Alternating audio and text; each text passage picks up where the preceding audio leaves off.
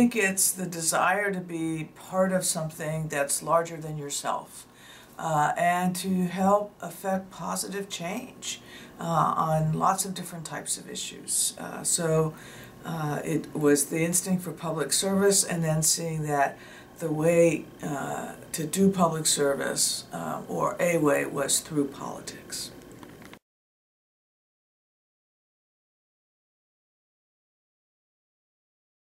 I was actually the third woman governor of Arizona. In fact, I succeeded another woman, which was the only time in U.S. history that's ever happened.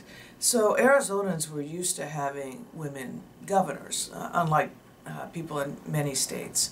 But I think the biggest challenges were on the issues that I wanted to work on.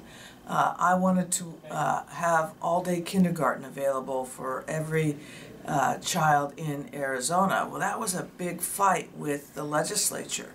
I wanted more funding for things like child protective services. Again, another big fight with the legislature. I thought higher education was very important, particularly for women, so that they would be prepared to enter the workforce and to succeed in the workforce. And again, that was a big fight with the legislature.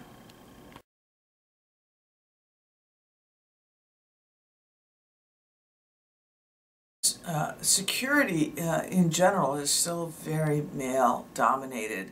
Law enforcement is male-dominated, and of course the Department of Homeland Security actually has one of the active branches of the military, the Coast Guard, and the military is very male-dominated. One of the things I tried to do was make sure that my leadership team was diverse. But also, I think when you're in those positions, it's important for a woman to show that she knows what she's talking about. You have to establish your credibility, and you have to lead. You have to bring everybody with you.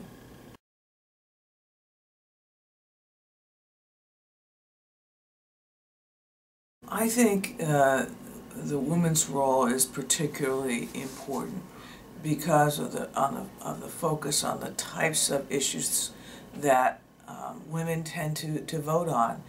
They're not women's issues per se, but they're issues about the economy, about jobs, about equal opportunity and equal pay, which is about fairness. They are issues about opportunity and education for the next generation. These are, as I said, these are not exclusively women's issues by a long shot, but they tend to be the types of issues that women voters focus on when they go to the polls, and that's why their participation is so important.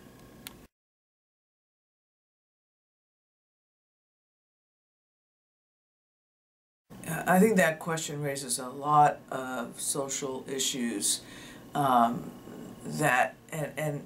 it reveals a lot of things about our society. But running for office in the United States, you really have to put yourself out there. It's a big risk, and we don't prepare girls and then young women and women very well for taking risk. For having the self-confidence to put yourself out there in running for office, and to risk failure, that you may lose. Oh, and by the way, even if you win, there will be a lot of criticism of you and of your policies. We prepare women to be great students. We prepare them and educate them. They're wonderful professionals.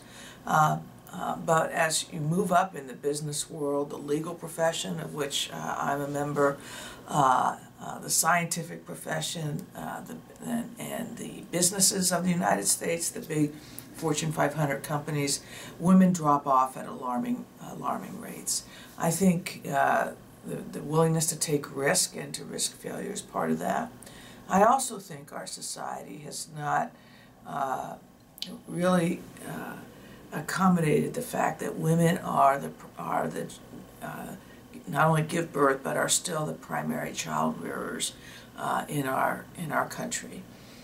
which is a very important role. And somehow all of these other institutions now have to start making adjustments for the fact that young women want to be good mothers and they want to succeed.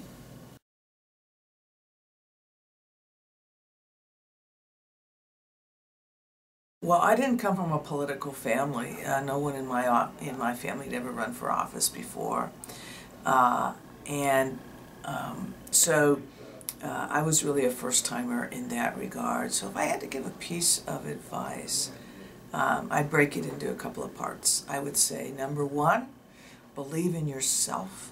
You can do this, and you can do it very well.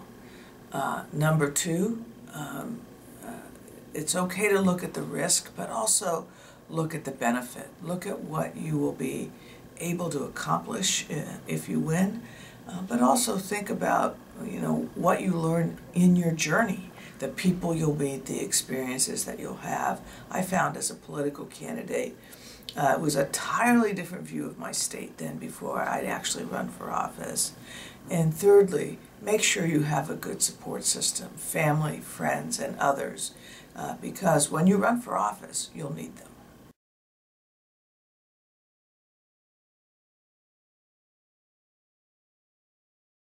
American dream is the dream of opportunity for all and absolute excellence in everything that we do.